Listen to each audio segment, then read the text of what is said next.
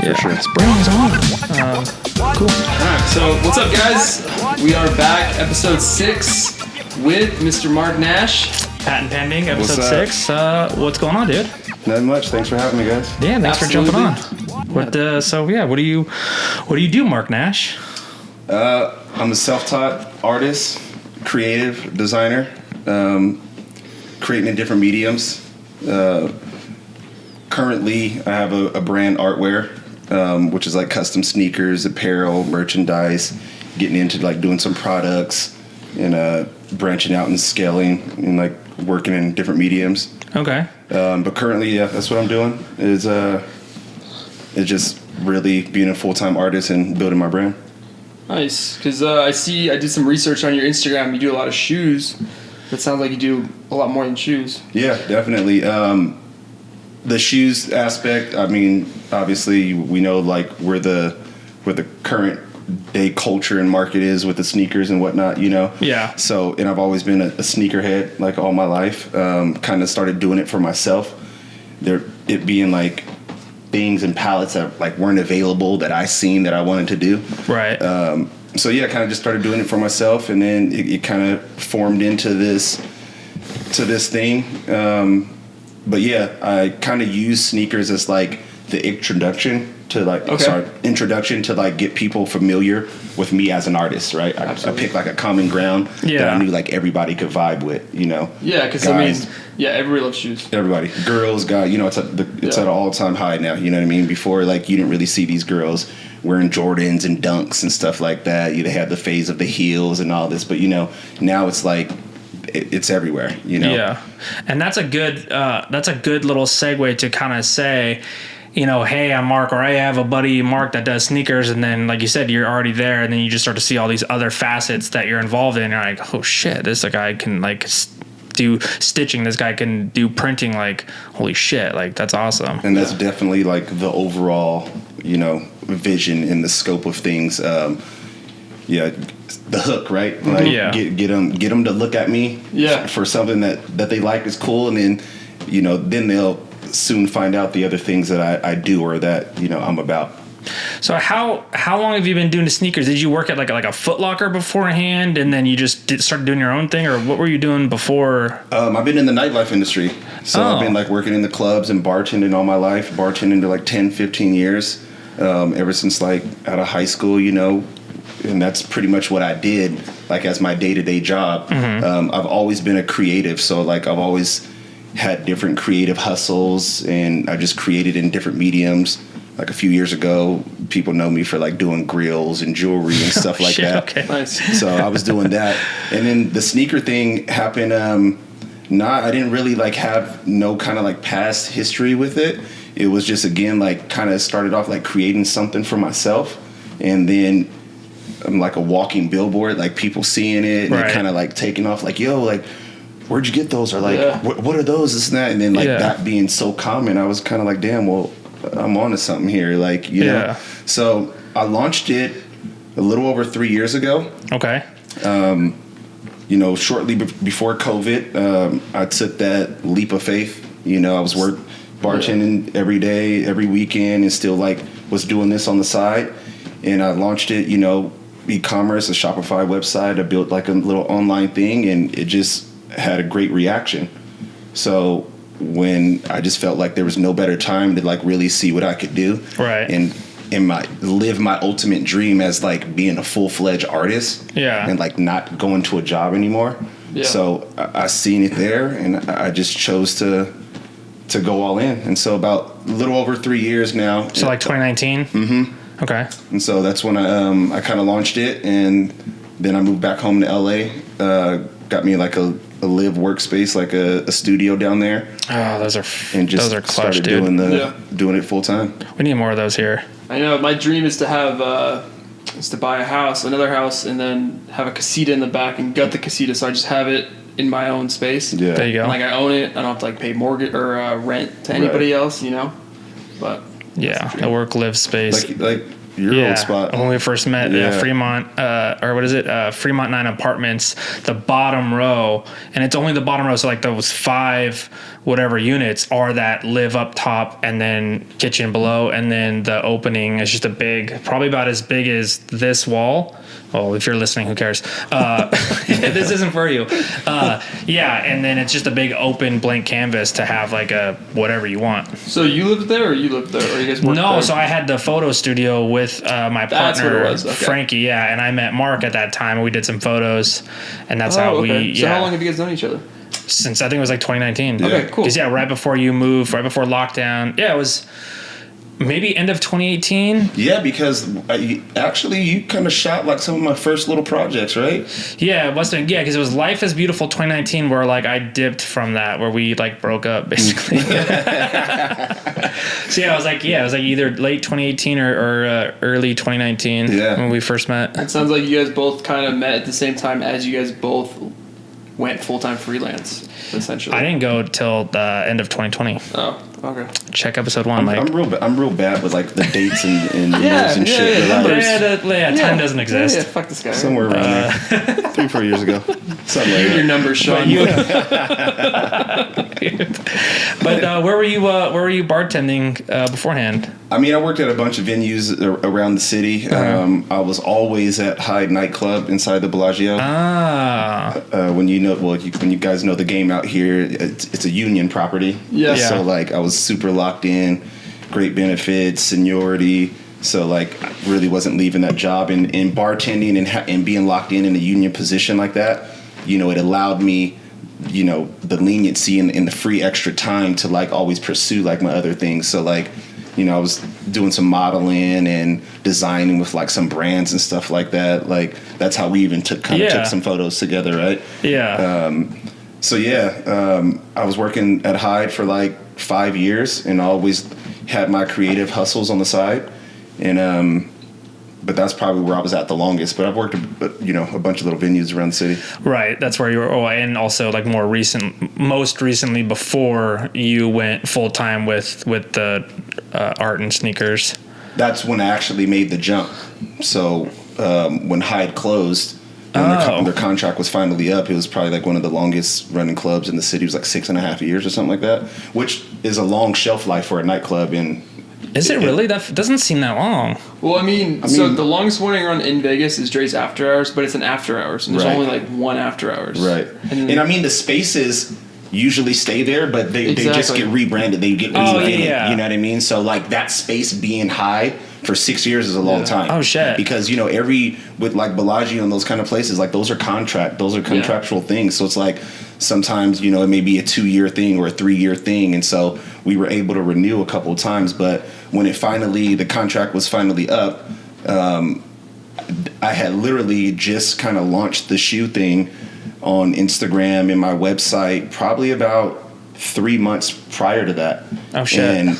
And so when it was like there was a buzz, once I caught that little buzz on Instagram and the little reaction online, because that's a whole nother world. You know what I mean? These hype beast kids and the sneaker culture is a huge thing, so the love from the outside was there, and that's when I just chose, like when Hyde closed, I was just like, hey, I'm just gonna do this full time. So I jumped in. And it's crazy how to some people Hyde closing could feel like the end for them, or like, oh, I had this great job and now I don't have it anymore. It feels like the end of my life, But like you're like, oh, this is like the pivoting point in my life, in my career, where I finally have the reason to just say fuck it and just go for it.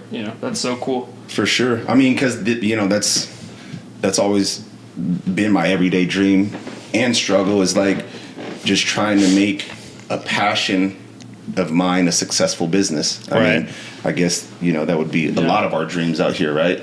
But ultimately, it's like that. I always knew that was like the end game for me. I was never like a lifer for the industry. Okay. I just always used it as a vehicle to do my other things. Right. And so I always had a vision. I didn't really know what it was. I just knew that I wanted to like create for a living. And so just working in different mediums, like, threw this one on the wall and it's stuck, what I mean? So kind of just been running with it ever since. And now I'm just in the place where I'm like trying to develop the brand more, grow the brand, scale it, do things outside of sneakers. My next real thing is like doing merchandise right now. Right. Yeah, I saw it on your stories, like printing and stuff like that. Yeah. Okay. So like that's my latest venture. I got a partnership with a print house here in Las Vegas, northern Las Vegas, called More Than Just a Tee. Okay. And so That's a great name. That's good. dope, right? Yeah. So Damn. just doing that, and that came out of really just always wanting to have like creative control and like leave my DNA in everything that I'm doing. I'm really big on that. So like trying to get my stuff done over time, or trying to develop designs, and working with different print houses and stuff, and things not coming to my liking or not being executed properly. I was like trying to create a situation to where I can not only learn the game and like the techniques of how things are done and stuff like that, but also being able to have like the ultimate control to like produce what I want. Right. So have like that's what I'm doing now, and I was able to create that situation with a partner of mine, and so it kind of started off like that, me being able to do my own thing, and then obviously people being in tune with what I'm doing as a creative. I started getting like a lot of feedback about, hey, do you guys do this, or can you guys do this, and stuff like that. So I just seen the opportunity for me to help and create like outside of my own brand. Right. So now offering like merch and print services for people with their own brands, companies, and etc. Yeah. What other stuff are you doing at the facility? We do everything from like embroidery, screen print, DTG. We got leather engraving. Oh dang! So you're like a full on all in one house. Yeah, we're doing all in one house, and I'm actually starting to develop like a little sneaker program out of there. Okay. So nice. Yeah, I was thinking about we're trying to line up some things to where I can teach like a course. Oh. Kind of like of how to do your sneakers or something else. Mm-hmm. How to do your own sneakers. Think of like like the paint and sip, or the wine and paint, what I mean? Kind of thing like that. Drink like, and draw or whatever. There's no real like level of artistry needed. You can look at it as, a little for a real artist trying to understand real techniques and and how to create like that, or you want to bring your niece in. Okay. And so it's like all ages. It's not like driven towards kids only or adults. Yeah, so I'm just developing that program now to like kind of run it out of that facility as well, and kind of be like my new workspace for my line. That's awesome. Now, did you still have the connections that you made in the nightlife? Did those carry through and kind of help that word of mouth when you started the sneakers, and then now even into doing the like full production house? Major. That's why I said I used it as a vehicle, right? Because I'm all about like relationships. I'm a self-taught artist. I ain't never like really went to school for nothing. I don't know like the intricacies of things being taught on the black and white scale. It's just about me doing it and experimenting with my hands and learning. You know what I mean? So, and a lot of that comes out of like just having relationships with people, and like yourselves that creating different mediums, and like because I like to create my own content. Right. You know what I mean? Like when we work together, when we share, I'm learning little things from you. You know what I mean? That I apply to like my own thing. So. Yeah, the nightlife thing was a huge thing. Being able to marry those relationships and those resources to like what I'm doing now, because a lot of these people I met through those doors of that place. Yeah, like a lot of people come through these places where they're they're a businessman, somebody that's here for the weekend. Like you never know who you're gonna meet. You know what I mean? Yeah. So like having those relationships and carrying them over, into other spaces is a big thing, and that in Vegas has helped a lot with that. Like Mike always says, shake everyone's hand and say hey to everyone. Yeah. My little slogan is like, you got to network to get work. Oh, nice. Okay. Damn, he's full of it. That's 2 for 2 today. I know. I just always like say hi to everybody and bye to everybody when I leave, because even if someone doesn't like me, what are they like? Oh, fuck that kid. He said, hey, have a good weekend. Yeah, he said bye. Fuck them. yeah. Hey, see you next week and have a good week. Or hey, how's the wife? Whatever. Right. Just do that always, and then those people become friends and acquaintances, and then potential clients, or they know somebody. Hey, my such and such needs something. Da da da. Exactly. Yeah. And how do they think of it? For example, like my partnership with my print house came from a photographer of mine that I work with. Oh, nice. And it was just like a relationship like that. It was a plug. He knew what I was doing. Yeah. He knew the kind of the issues I was running into, like trying to get like my merch and stuff made. And he was like, hey, you know what? I know this guy up here that kind of has his own situation.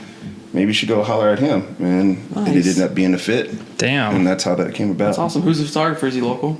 Yeah, Roa. Is he good? Does he suck? No. Who? His name is Roa. Okay. Yeah. I've never met him or heard of him. He does a lot of my content. Okay, cool. He actually helped me kind of launch the content that I produced to launch. Nice. Well, shouts out to Roa. Yeah, for sure. Look at that. Connections and There you go. networking. Yeah, we love highlighting local people that do cool shit. So. Yeah, definitely. And then you mentioned you were from California? Yeah. Born and raised San Bernardino, California. Oh, nice. Okay. Yeah, I grew up in Corona, so we're neighbors. You know the IE life. Yeah. Yeah. I just know the desert life. That's it. That's all you know, dude. That's Yeah, all I born know. and raised in San Bernardino, West Side, and stayed there up through like middle school. Then I bounced around a bit with my mom. Okay. Oregon, Washington, spent a little time in Arizona. Then we came back, I think my sophomore year. Okay, high school? Yeah, and then I finished high school, and once I finished high school, I pretty much went to LA, and then just kind of been by the way of LA ever since. Damn, and then what made you get out here? The job carried me over. Like I was always bartending and stuff out there. And in California, I worked for a company SBE, which is Hyatt nightclub, restaurants, hotels. Oh. So working for SBE, I had the opportunity to come to open up some new properties here, and kind of was just change of scene. Right. Yeah. And I was no real responsibilities at that time. Yeah. And kind of just working and trying to see where life leads you. Yeah, see where this goes. Yeah. So I had the opportunity, and I took it, and been out here for a little bit now. That's awesome, man. Back to you mentioned you do screen printing and stuff.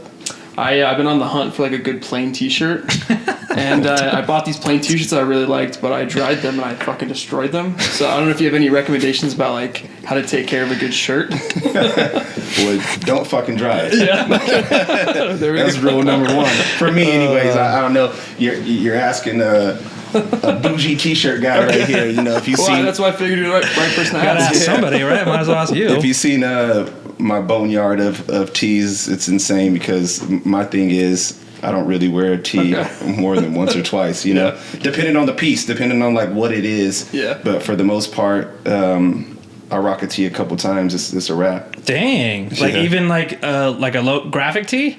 Graphic tees. I mean, something like this is a little different because this is like a vintage piece. Yeah. And so, like, I kind of hunt these things down. I can't remember what year this is from.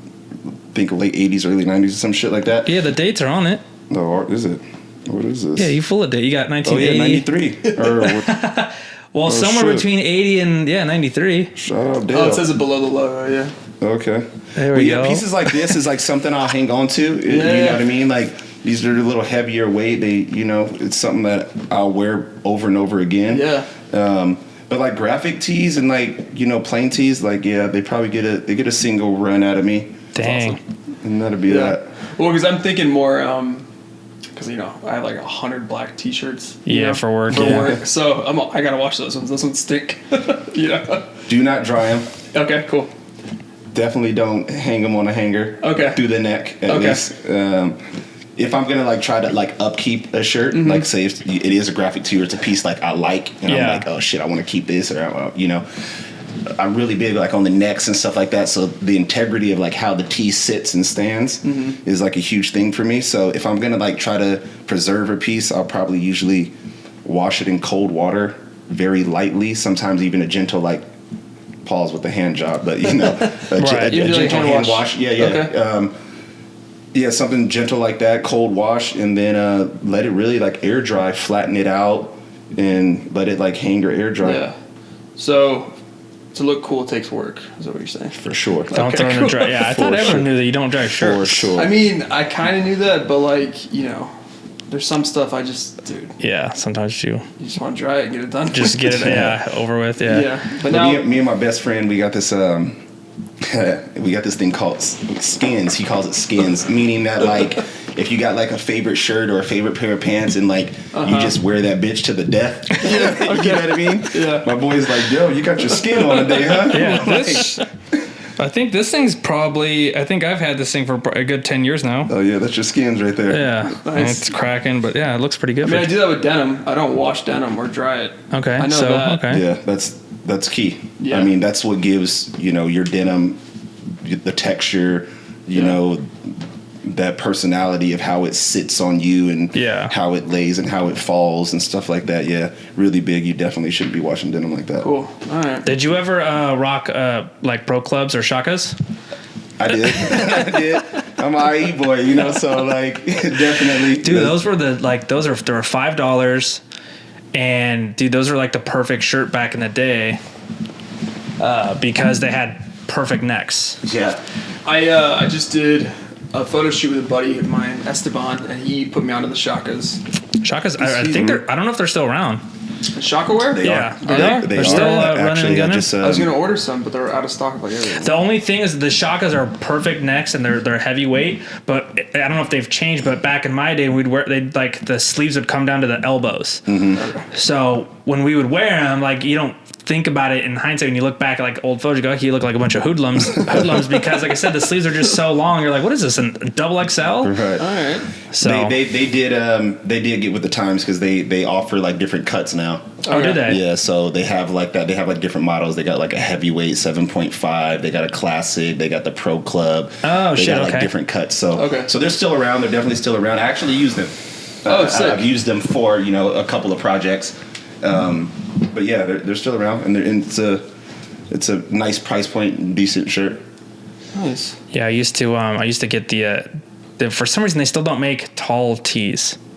Like you get an XL and it just gets wider, and then double XL and it just gets wider. Yes. But why are they not That longer? brand I sent you that I found, they make longer cuts. Do they? What were they called again? As color. Oh, okay. Is that the one you dried? Yeah. Yeah, that's when I dried and fucked up. Yep.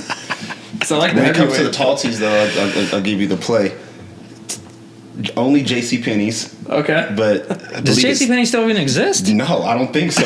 Dude, But if you can find one of those things, If you get- there's some sprinkled out there, but Okay. there's a brand that I can only find at JCPenney's. I believe it's called Stafford, Okay. but they have the long tees. Oh. And I love their fit actually, Okay. because I'm a taller dude, so it's Right. like it's the fit is good on the arm, but then it's good here, and it's Yeah, not because you're not wide. like an XL in Yeah. width, you're an XL in length. Exactly, and anytime you go up, the shit is just like, goes wide. Yeah, exactly. Yeah. So yeah, those are like my go-to like basic ones if you're looking for the long tees, for the tall tees. I mean, I don't have that issue. I used to back in the day. I fit good in the large now, but yeah, that was one thing that always is interesting. Like Yeah. a XL just gets wider, and you're like, dude, that's right. what if I'm scrawny and I'm tall? There's no option. There's no middle ground. So another question that I wanted to ask was, do you have a favorite silhouette of a shoe? A good Ooh, go-to, that's a good like one. a timeless thing that you if you had one shoe to live the rest of your life in, something that, Gun to your that's- head, Mark. That's tough. One shoe. yeah. That is tough. I mean, I like different silhouettes for different reasons. For me personally, if it's like something timeless, if I just had to rock something, I like really like unpopular models. Yeah. Yeah, so like in comfort is like a major thing for me. So Especially if it's the only shoe you can wear for the rest of your That's life. true. If there's a gun to your head, yeah. right. So I mean, that's hard, but like for nostalgia purposes, it's like I go back to like a Wallaby, Okay. like a Clark's Oh. Wallaby or something like that. Okay. Something where clean slate, solid, Yeah. palette, timeless. You can dress it up, you can dress it down, you can fucking cut it, you can customize it, you can do whatever you want. But yeah, that I would say if I had to like choose something like that, it would be something along those lines. Okay, nice. You have any picks? No, have you cut into a Wallaby? I have. I definitely have. I've cut it. I've dyed it. I've fucked it up. I used to. I'm a Wu-Tang kid. Right. You know what I mean? So like I grew up fucking idolizing Wu. Right. That's like where I get like all my style from. Like I was like raised off the Wu. You know what I mean? Yeah. So like, and that was a huge thing that they introduced. Was that style? You know what I mean? They were dudes fucking from the hood wearing Nautica sailor jackets. They never probably even been in the water. Yeah. You know what I mean? But like, and they're taking essentially what it would be considered an old man shoe, right, or like something that's like not a popular look or something like that. And they're the ones who kind of like brought that style to the forefront, you know.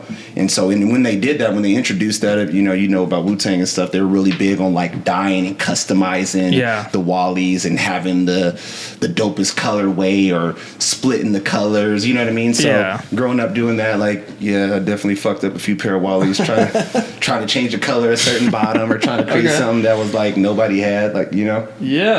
So is that where you got some of your first inspiration from as a kid? Definitely. I mean, Wu-Tang overall for everything, but it goes back as early as that, is like doing things hand on and like trying to create things unique and like just one of one. Make it never been like a mall shopper kind of guy. Okay. Like I don't go through the mall and like pick a pair of shoes. He just said JCPenney though, guys. So He knows. That's because my mom though. He knows the mall exists because he just said JCPenney. My mom put me on. You know, my mom threw me those packs of Stanford, and it sat with me. So do you ever find yourself? I know I do. Sean and I have talked about it before, but sometimes we'll find ourselves in some creative ruts. Have you ever experienced that in your time? Definitely, and especially now being like a full-time artist, doing this day in and day out, and like not really having a real job per se to go to. I've hit those ruts many times, and it has to do like for me personally, my personal life and things like affected, because we all have shit days. Like maybe I'm fighting with my girl one day, or you know what I mean, or who knows what happens in life, like that affects my energy, and like I'm not always in the mood to create. Right. You know what I mean? So I find like to get myself out of creative ruts, it's just, I got to like kind of remove myself, let the energy reset, come back, revisit something, maybe get a new idea, see something I didn't see before, and look at it in a different way. And just like try to, find some new inspiration, But it's been times like, I've been in creative ruts for months, and then it start to weigh on me like mentally. Right, because then the self-doubt creeps in as well as these different things. And like then I start to get solely affected. And then I'm like start to question my own self, like, is this shit dope? It's a snowball. You know what I mean? So but sometimes you got to take yourself outside of it, and let something hit you, I guess, really. What is it that you're doing? I guess it's like a two question is, what are you doing in that creative rut? And then what are you doing outside of creating? You go for a run, you go to the movies with your chick. Like what's Mark doing when he's in that, like, take myself out of that space? I'm definitely a big fitness guy. Okay. So, I mean, I work out 4 days a week. So that's a huge part of my life. I like riding my bike. I like skateboarding. You know what I mean? Like just anything outdoors. Yeah. Okay. So like I like to do that kind of stuff, but really I'm a foodie. That's like my biggest thing. Like my favorite pastime is like to find like a hole in the wall spot that has that comfort food, that specialty cocktail, that like those hidden gems. We're in a good city for it. It's one of the best. Do you think that stems from your previous job?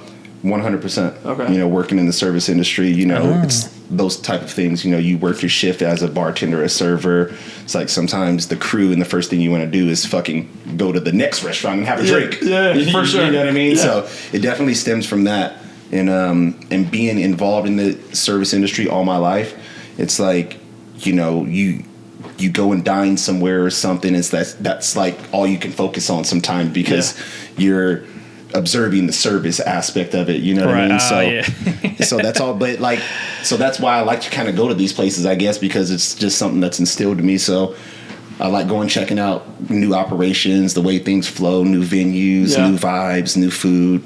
That's probably like my ultimate thing. Well, do you have any recommendations for Las Vegas that like a staple for yourself that you love going to and checking out? It could be new or something that you just always go to.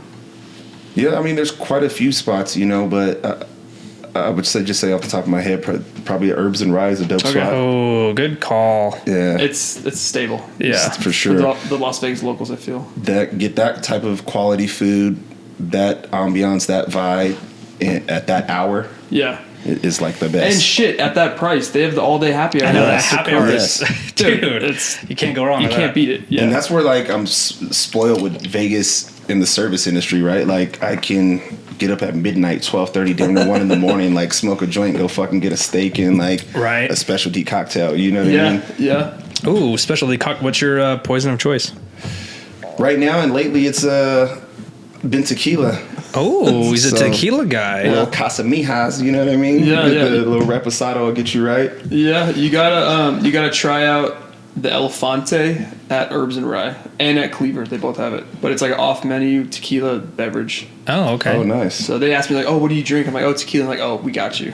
But it's not on the menu. Yeah, I guess it's not, but they all know about it. Yeah. Is it tequila or mezcal? It's tequila. I do enjoy mezcal as well. Okay. But it's tequila. It's got like some almond extract, lime, maybe an egg white, something. Yeah. I'm more of a beer tequila guy, but if I'm getting fancy, the Elefante is my choice. Yeah, Definitely. I'll fuck with an old fashioned. I'll fuck with old fashioned too. Yeah, I'm trying to like whiskey more than I actually like it because I get bad ones. Like maybe I need to figure out which whiskey's good and not, because like if I just order an old fashioned or their menu one, they don't always come out good. And it's My thing is this: it's like who determines what a good whiskey is or not? It's like really just about your palate and what you like. Yeah. Like some people like shit $7 whiskey. Mm-hmm. You know what I mean? Little Some E-dub? Yeah, you know, some people like Evan Williams. some people only want Japanese single malts and Yeah. shit like that. So it's like it's just really a preference thing. You know what I mean? So Yeah. it really is just to your liking. You know what I mean? You I know, but I gotta find the one so I know, because like I said, it's always like a curveball. Yeah, you just gotta try, man. You just gotta go out. Just gotta try all the old fashioned. That's what. That's it. Yeah. I mean, in old fashioned, that's very like straightforward too, though. Yeah. You know, it's a very straightforward cocktail. So it's like it'll hit you, and you got to be kind of in the right mood for that, I guess. Yeah, but then there's like super, what's the term? There's like super peaty whiskeys. I think that's the word. Oh. But then you have like dry whiskey. Like with tequila, you have like sweet or Oh, yeah, more yeah. like Oh. what's the other? Like the aromas and stuff like that. Yeah, like because like a Casamigos is kind of sweet. I like more of a Don Julio. Gotcha. It's a little more like I don't know what you probably know the right word, but like almost more spiced. Yeah, yeah. I know what you mean. I don't know if I know the word, but I know what you mean. Yeah. But whatever. So Did we have I asked you what like your short term goals are versus like long term goals? Short-term goals really is about me being able to execute, projects in different mediums outside of sneakers and fashion, Gotcha. and that aligns with the overall goal is just to be a well-rounded artist. Right. You know, I'm not not a sneaker customizer. You know what I Right. mean? Like I'm not like the focus isn't just always sneakers. You know, I'm an artist. Right. I like to work in different mediums. I mean, I paint. I made sculptures. I designed furniture. You know, I'm making products, designing toys and what have you, and things like that. So just executing and being able to work in different spaces and create in different mediums really that enhances the overall goal. yeah, so just diversify your so skill like set. yeah skill set exactly For sure. because like Sean and I will have different facets of photography that we work in, so then you will have different facets of stuff that you can create and stem from. What's your Absolutely. long term goal? Like, where do you see, let's say, like a 5-year plan? Like, where would Mark like to be ultimately? Or maybe it's not even a tangible thing. Like I know you mentioned earlier, like just living comfortably for yourself and being your own boss. Maybe that's your ultimate goal. Yeah, I mean, that's part of it, but I would say like for what I'm doing and the overall goal for what I see in the next like 5 years, I'd love to create a space for myself where I can partner and collaborate with like different brands and develop different collections and being able to work at that high level, you know what I mean, and produce things that eventually that can be put out on a larger scale.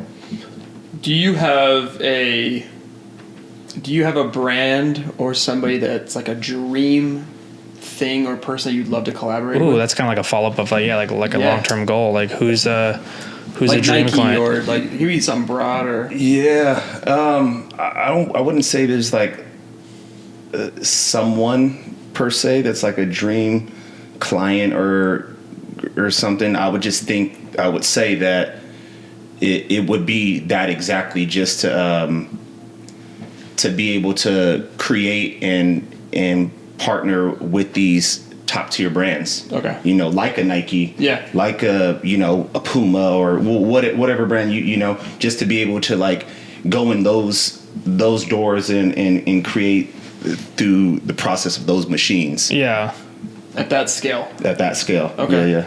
That's that would be like a huge bucket list too. To ultimately be recognized by these brands Okay. and these people and these companies that they respect, my art enough or my design or whatever, Yeah. however you want to look at it, enough to work with me and be able and want to create something. Yeah. And then also too, I was thinking, because I know it is with me, and I know Sean, and we had another guest on who was a bartender up until his 30s, and he, jumped ship and became a full-time freelancer in his 30s, and like I could see it, and he's mentioned it as well, that's where like all of his motivation's from, is to not have to go back to the day job working for the man. Do you find that motivates you as well to keep like pushing forward? That's probably the number one source of motivation. Okay. Right on. Definitely. To just like you said, to like not have to go work for the man. Yeah. Like, yeah. to Fuck the man. Put in your resume somewhere. Right. Like, trying to, put a fucking suit on or a fucking button up on or whatever it is, and like, devote that type of time into someone else's ultimate dream or whatever, you know what I mean? Like that's true. Working for someone else, like I said, it's all about like a partnership with me or collaboration, and that's my biggest motivation, is just to work to get to that point. Mm-hmm. So yeah, there's days I don't want to work, but everybody that goes to a job day to day, I'm pretty sure they don't want to fucking work every day. You got to work on days that you don't want to work. Mm-hmm. And being an artist and running your own thing, you got to apply like that same thing. You know what I mean? Like, I have to enter it with that same mindset. There's days that I ain't feeling it. There's days that I don't want to create. There's days, Yeah. But I got to ask myself, did I put in that 8 hours like I was going to put in for whatever company that I know that I have to work at? Did I show up? Yeah, and it's there's no like, oh, I showed up for that person. You're showing up for yourself. Do you find it easy to hold yourself accountable? Very much so. Okay. Very much so. I come from a military family. Okay.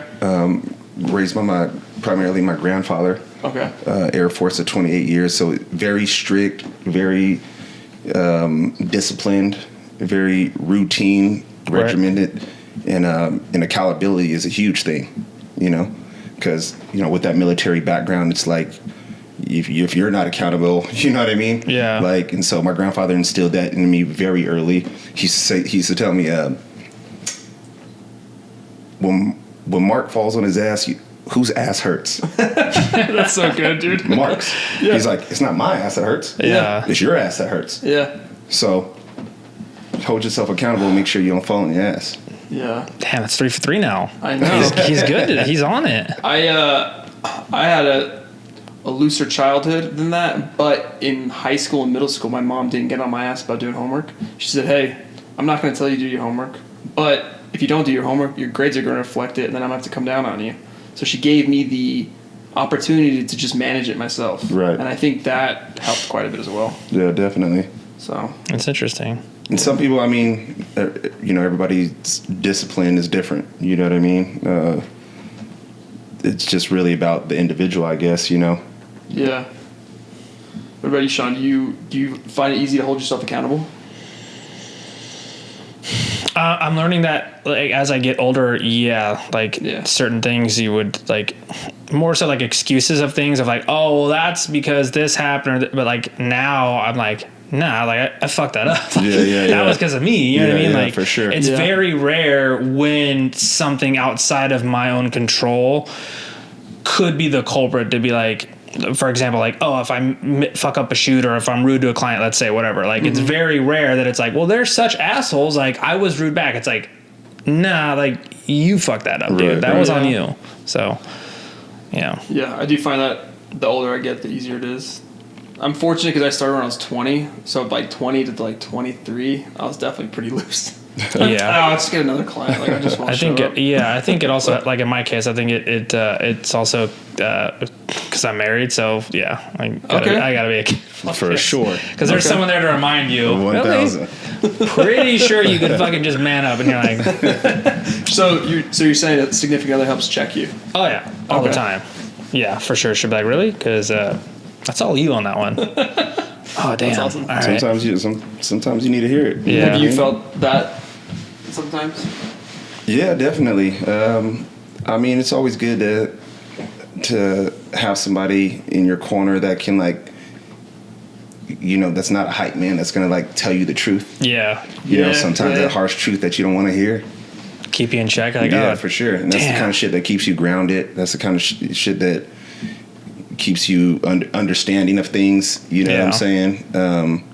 Because, you know, we don't all have the right answer at times. So it's like having people like that in your life that can help you be aware of those, you know, situations at times and whatnot, and help you level up. Because ultimately, like, learning and growth comes out of those things. You know what I mean? Yeah. So like, you learn, like, you ain't holding yourself accountable or something. Like, you know the outcome of that now. You know, so you learn from that. You grow. You know. So you definitely use it for the future. Exactly. I have another question. It's gonna be another silly one, so bear with me. Is Mark Nash your real name? It is not. Okay. Oh, we were just talking about that before he came on. We were like, dude, that name just rolls so good. And I was like, I think it's his real name, but that's awesome. Yeah. Nah, I mean, that's so funny because I get that a lot, actually. Okay. They're like, damn, your name just, like, sounds like a brand or, like, or something like that. You know what I mean? You're like, good. That's the point. That was definitely the purpose behind it. But nah, Mark Nash is not Mark is my real name. Okay. And Nash is... You lied about your first name, too. Nash, it ain't completely made up. But, that's... you know, that's my artist name. That's awesome. Mm-hmm. Yeah. That's interesting. Those little things you don't think about, like the subtleties, right? Yeah, I mean, your last name I thought was George, but it's...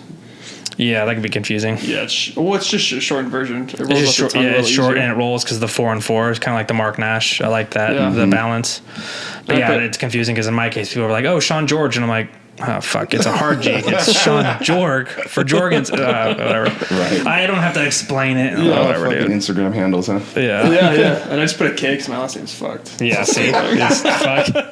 You're just like, Just make your life easier. So, do you have any future clients or projects that you're working on currently that you're really excited about?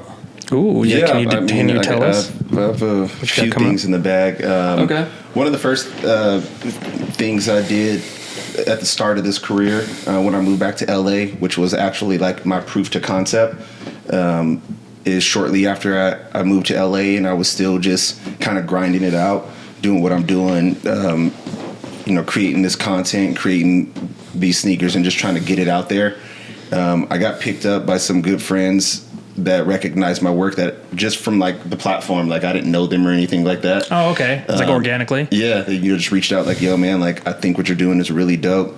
And he's like, I just think like more people need to be aware of you, and I want to like jump on this ship early. So out of that came like my first major project with the company Network. Okay. So, I've heard. So the Network is like it's a platform kind of like a Grail or it's like it's an app, and they release exclusive products from like big brands as well as independent artists, up and coming people and whatnot. So like you'll have everything from a special sneaker Adidas release that you can only get on Network. Yeah. So like things are specific to that platform. And it's more driven to up and coming opposed to bigger name people. No, actually, I was actually the first independent artist that they worked congratulations. with. Congratulations! Yeah, thank you. So it was actually like a proof to concept on both of our ends. Okay. So they were opening up another channel. Where they were opening up another channel for their platform, And for me, it was kind of a proof to concept that, you know, I developed a collection, created it, put it out there, and it sold out in like 2 minutes. Damn. And these are like not from my homies, right? Like Right. people that I know. This is like all strangers. the internet. Like I was in my studio downtown, and I'm like shipping orders to Japan, Florida, That's so cool, man. fucking Dubai, Texas. You know what? This is gonna sound silly too. Have you ever seen the show How to Make It in America on HBO? Yeah. Mm-hmm. All right, that was one of my favorite shows, and that's what it reminded me of. But they Yeah. canceled it after the second season. Yeah, that show was good, actually. Not saying you're gonna get canceled, but I'm just saying it's Not necessarily you're gonna it get was such a canceled cool after show, season and like 2. it's like very like uplifting, and it reminded me of what you're saying. Yeah, that is a surreal feeling of like you said, like you're looking at this shipping order and you're like, I don't know who's getting on the other end, but like, damn, I'm in LA, I'm in Las Vegas, wherever, and it's like someone from Japan just bought this thing that I made. Exactly. Like, whoa. That was definitely like mind blowing for me, because it was like definitely I was just like, damn, I'm on to something. Like this works. Like people are really fucking with what I'm doing. You know what I mean? Do you ever feel like you're like, oh shit, like is this gonna end? Like they're on to me, like, because sometimes I feel, I'm like, dude, like why me? Like why am I doing this? Like is this gonna end? Like are they gonna like get on to me? Like I'm a fraud? You know, I don't know. Like Yeah, I mean, in that, like, listen, you gotta, it's just the self doubt, I think. you gotta know how to ride those waves, man. Okay. You know what I mean? Because they come and they go, and if you can't like really capture it the proper way, all those different self doubt, all those kind of things kick in. You know what I mean? Yeah.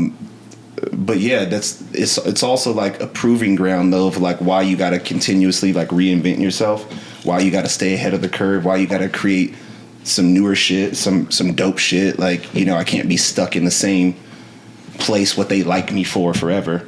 You know, it's about creating that next move. You know. Yeah. So, and again, it's doubling back to the question. You know, network is just after.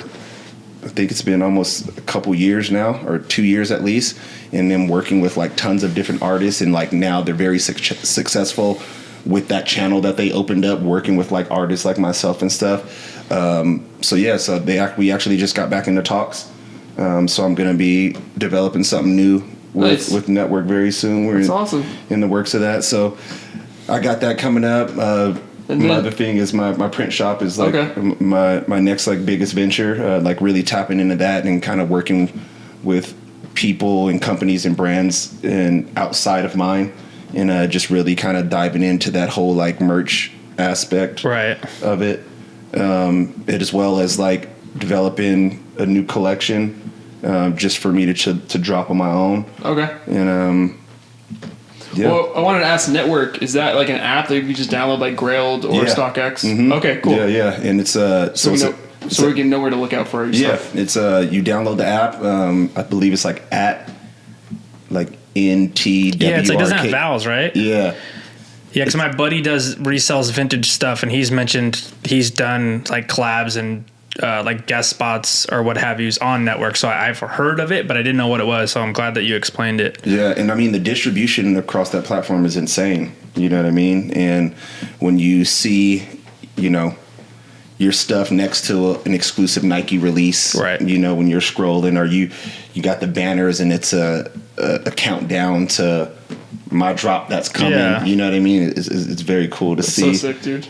To see it aligned in that space, you know what I mean? Yeah. So, but yeah, I mean, it's an app that's accessible to everyone. Okay, like cool. If you're into this kind of stuff, like it's everything. It's furniture, fashion, streetwear, hype beast. It's just like overall artsy kind of culture. Yeah. So there's mad products on there, you know, all different types of stuff. There was another one. I'll have to there was another like sort of platform he was telling me about, and I'll have to get the info from him and send him your way. But it's the same thing. It's like a platform where you can sell directly to customers, basically. Yeah. But like I feel like what you do would be another good outlet for that, of like shoe drops or whatever you're doing, you can go on there as Exactly. yourself and then do like live stream drops. I'm probably butchering everything about that story, but it's in that same realm of like, how do I get it out there versus like coming to me and like my website per se or my Instagram. I can go to that platform and get my hands in that because pot. that distribution from that platform, there's you know,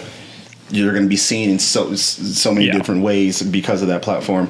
But that's something that you just mentioned that I'd like to touch on. That's really good, is like talking about like the direct to consumer market, right? So like when I first did this,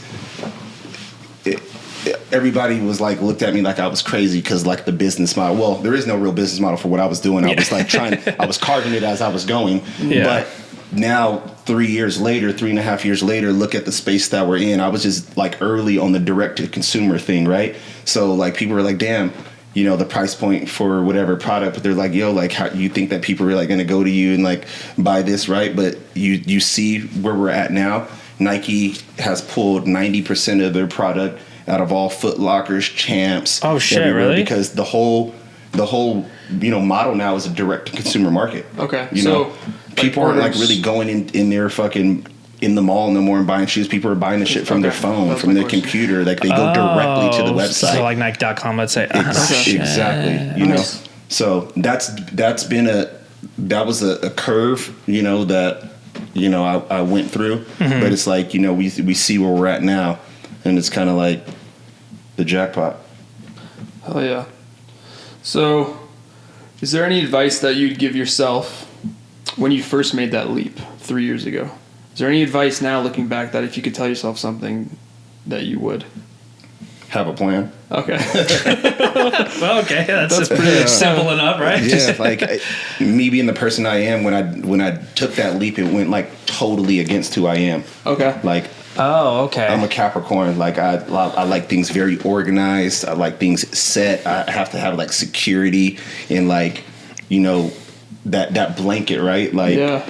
And when I did this, I didn't really have no plan. Right. And didn't really know what the fuck I was doing, really.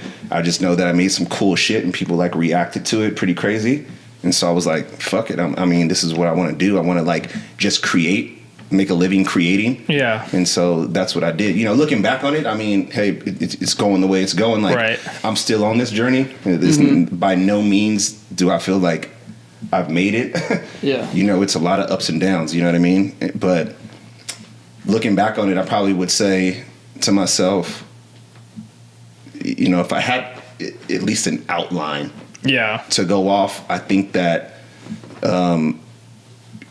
your survival chances are a lot better. Because, you know, if you have an outline for myself that I could see something, I may not even know like all the ins and outs, but if I have an outline, I know like, okay, I'm gonna do this, and then I'm gonna try to get to that point, you know, rather than just like taking it play by play, you know, can like, it held me up a lot. Yeah. So like I made something cool, but it was like, I had to have that next thing to ride that wave, going back to like riding that wave. You know what I mean? So instead of like becoming stagnant because I have to create something new again. Yeah, eliminate that downtime. Exactly. The ebbs and flows, just right. try to, So it can just be more efficient, you know? And that's just probably, when looking back at it, probably what I would do for myself, have more of an outline so I wouldn't have that dead space and just could operate more efficiently and grow faster. Damn, that's a good one. Yeah. So, well, each episode we like to do recommendations. Okay. So we wanted to do the 3. We were going to have you pick one and we would fill in the other 2. Yeah. But for this one, we want to know from your standpoint, do you have any sort of tech recommendation? And it doesn't have to be actually tech. We're more so asking, is there something you recommend that makes your job easier? So for us, like in the past, we recommended we'll have like 5 batteries. Well, we recommended a way to label each battery so we know which one's charged, which one's not charged. Does that make sense? Mm-hmm. Just like something silly like that like helps you out. Yeah, in your own case. I mean, even an outline could be a tech rec. Just having like almost like a business plan. Yeah. With what I do, it's I guess it kind of goes hand in hand. It's like the prep is key. Okay. There you go. The prep is key for everything. Like, if you prep right, the end result is going to last longer, probably be a better quality, a better service, just a better end result. I think if the prep work is done properly, and in my case, doing artwork, if I'm gonna take on a project, say I'm painting the canvas, right? Like, I got to take that time is tedious, and it's like not the fun part of it. Right. But, I got to prep that canvas right. I want to make sure that paint's going to stick on there. I want to make sure it's going to last. I want to make sure, none of these things about that, canvas are going to change. You know what I mean? And it's like, if you don't put the proper prep into it, I don't think that the end result will It's going to be a little half-ass. Exactly. Yeah. So I'm assuming you've done things the non-prep way to really. Fuck yeah. It's all trial and error. Yeah. You know what I mean? It's all trial and error. So I fucked a lot of shit up. Fucked off time. All those different things. So yeah, I mean, it could be as simple as like down to the tools and shit that you're using. You know what I mean? Like, just having, the outline is prep as well for me. Yeah. So I don't know if it's like really a tech thing. I don't know if I'm answering it the right way. Perfect. No, you are. But, yeah. Because like I said, in our case, it'd be like you have a bunch of batteries and like, how do you identify it yourself? This is charged and this is dead. So that way you don't keep grabbing dead ones. And it's like, in your case, that's your tech rec is like prep. It's not glorious. It's annoying, but it's going to save you in the long run. That way you can get through that project better and smoother. Exactly. So you answered it I perfectly. think it's perfect. Yeah. Definitely. Yeah. And then where can we find you? MarkNash.com is my website.